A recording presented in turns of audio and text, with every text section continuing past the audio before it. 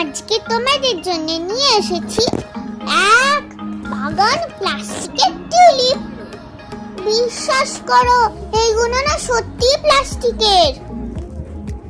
বিশ্বাস হচ্ছে না বুঝি? আমরা এখন টিউলিপ গার্ডেন নেই। টিউলিপ অনেক টিউলিপ।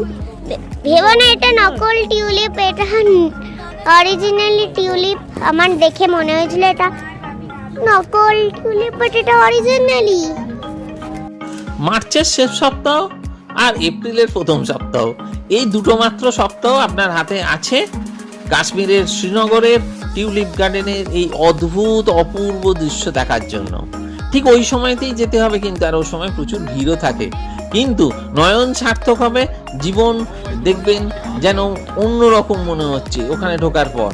এটা কোথায় এসে পড়েছি, আমার তো অন্তত সেটাই